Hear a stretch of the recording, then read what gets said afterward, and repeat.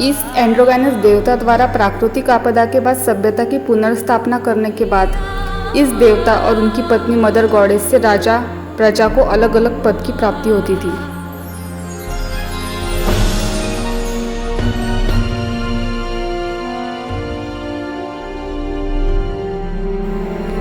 जैसे कि 1300 बीसी का उल्लेख है, एलियन एंड्रोगैनस थॉट देवता द्वारा पिरामिड के प्रीएस्ट को उनके पद की प्राप्ति होती थी और थॉट देवता का इमरल टैबलेट यह उसका सर्टिफाइड प्रमाण माना जाता था। और ऐसे कई सारे पिरामिड प्रीएस्ट पूरी दुनिया में भेजे गए थे और वो सब अपने साथ थॉट का इमरल टैबलेट साथ लेकर गए थे, जिससे उन्हें दूसरी सभ्यता में भी उस पिरामिड के संबंधित पद की सारी अथॉरिटीज मिलती थी। तो क्या यह एक ही देवता है जिसने अलग अलग सभ्यता में अलग अलग नाम दिए हैं? तो फिर जब दूसरे सभ्यता के लोग जानते होंगे कि थॉट यह एक ही इक्विवेलेंट अथॉरिटी है और उसका नाम हमारी सभ्यता में अलग है, तभी तो वे लोग उन्होंने लाए हुए इमरल टैबलेट की अथॉरिटी को मानते होंगे और इससे उन्हें उस पिरामिड के संबंधित पद की अथॉरिटी और पावर्स की अनुमति उस सभ्यता के लोगों द्वारा मिलती होंगी। यह आज भी हमारे लिए एक रहस्य बना हुआ है। इसी प्रकार राजघराने के राजाओं को भी इसी एंड्रोगैनस देवता ने स्थापन किए हुए नियमों के अंतर्गत प्रजा पर शासन करने की अनुमति मिलती थी।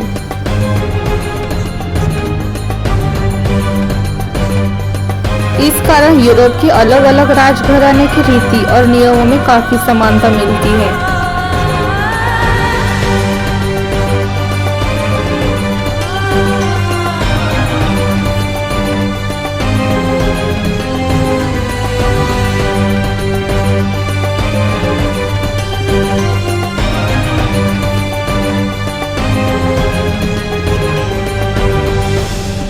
एंड्रोगैनस विजडम ब्रिंगर देती को एक सोलर थियोक्रेसी गवर्नमेंट की स्थापना करने के रूप में दर्ज किया गया है, जो एक ऐसी शासन प्रणाली थी जिसमें राजा के रूप में सभ्यता का नेतृत्व किया जाता था।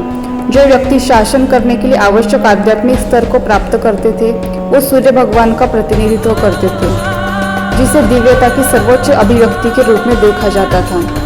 इन शासकों में से पहले राजा को एंड्रोगैनस देवता द्वारा चुना जाता था, जिन्हें वे इस कार्य के लिए सबसे उपयुक्त मानते थे और इस प्रकार यह एंड्रोगैनस देवता राजघराने की स्थापना करता था।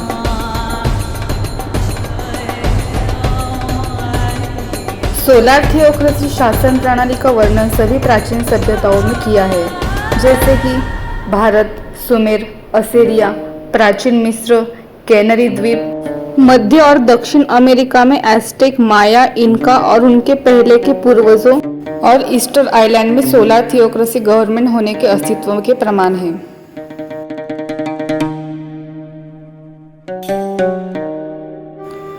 कैनरी द्वीप की गुआंचेस द्वारा इस प्रकार की शासन प्रणाली होने का अभ्यास गॉर्डन कैनरी द्वारा किया गया है, जिसका उल्लेख उनकी पुस्तक द व्हाइट इंडियंस ऑफ निवारिया में इस प्रकार वर्णित है।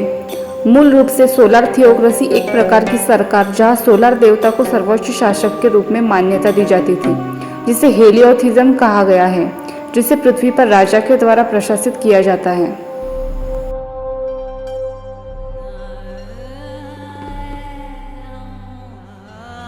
मिस्र के ग्रंथ द कोलब्रिन में यह लिखा है कि यह शासन कम से कम कुछ चरणों में, क्योंकि कोई तिथियां नहीं दी गई है, अत्यधिक आध्यात्मिक अनुशासन की मांग करता था और सबसे कठिन आध्यात्मिक परीक्षणों के पास करना आवश्यक होता था।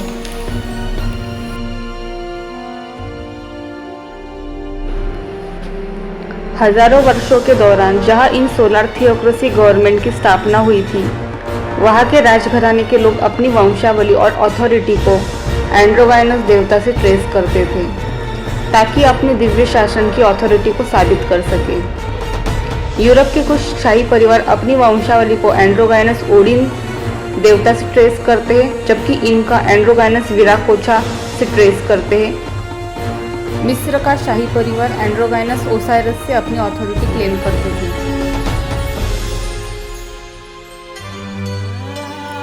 लेखक थॉर हेयरडायल के प्रशांत महासागर में अमेरिकी इंडियंस के पुस्तक और एंशिएंट रिलीजन ऑफ सन पुस्तक के अनुसार अगर हम एक संक्षेप में मैक्सिको की ओर मुड़े तो हमें यह देखने को मिलता है कि एज़टेक क्वेटज़लकोएट्ल के बारे में बात करते हैं, वैसे ही इनका विराकोचा के बारे में बात करते हैं। उन्हें एज़टेक युग में अनाहुआक से टेक्सास की सीमा तक युकातान तक याद किया गया।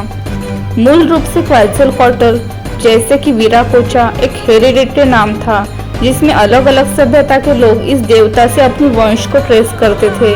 समय के साथ ही सभी क्वेज़लकोएट्ल जैसे सभी विराकोचा एक ही देवता और सृजनकर्ता में एकत्रित किए गए। अक्सर अलग अलग सभ्यता की कथाओं में इस एंड्रोगाइनस विजडम ब्रिंगर देवता को उनके पास से जाने का वर्णन मिलता है। उसी समय नज़दीक की दूसरी पड़ोसी सभ्यता के लोग उन्हें उनके पास आने वाले के रूप में वर्णित करते हैं और पूर्व कोलंबियन सभ्यताओं में से कई सारे लोगों ने संपर्क में आते ही यह अनुभव किया कि उन विजडम ब्रिंगर की कथाओं को वे याद करते हैं तो वो शायद एक ही व्यक्ति होना चाहिए। कुछ ने तो यह भी कहा कि उनका उनके पास एक से अधिक बार दौरा हुआ था। इनका ने उन विजडम ब्रिंगर को विराकोचा कहा। वो प्रथम इनका पेरू में कॉन्टिकी के नाम से जाने जाते थे। बाद में जब वे लोग समझ गए कि यह एक ही व्यक्ति है इसलिए उसे कॉन्टिकी विराकोचा नाम से जानने लगे। माया ने उस विजडम ब्रिंगर को कुकुलकान कहा तो कुछ सभ्यता ने वोटन और इज़्ज़ामा के रूप में विराजमान किया। एज़टेक के लिए वह क्वेज़लकोएट्ल थे तो मुस्का सभ्यता के लिए उनका नाम बोचिका था। Many thousands of years ago, some of the greatest men to have ever walked this earth set out on a quest of epic proportions. It would take them across continents and oceans, through danger and the unknown, on a divine mission to initiate the beginnings of civilization and to re-establish the religion of the sun in our age. The world had just been devastated by a great catastrophe that had returned many people to a state of primitive survival. The task of these men was to spread the religion of the sun and to create the civilization needed to enable and support its practice in order that people everywhere could fulfill the purpose of human life.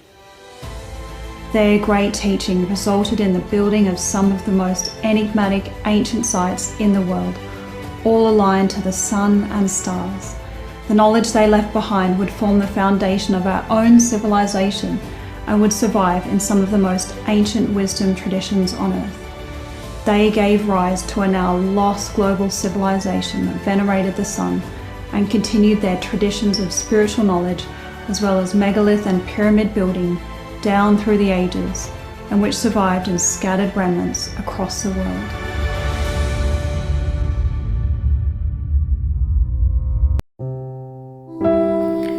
थ्रेशियन मान्यता के अनुसार जीस ने शाही राजघराने की स्थापना की। जीस को थ्रेशियन धर्म में फर्स्ट मैन संबोधित किया है। थ्रेशियन मान्यता के अनुसार बेंडिस मदर गॉडेस का जब जीस के साथ विवाह हुआ, जिसे वे हेरोगैमी संबोधित करते हैं, तब बेंडिस मदर गॉडेस को परमात्मा के द्वारा राजाओं को कानूनी अथॉरिटी ग्रांट करने की पावर्स परमात्मा के द्वारा प्राप्त हुई।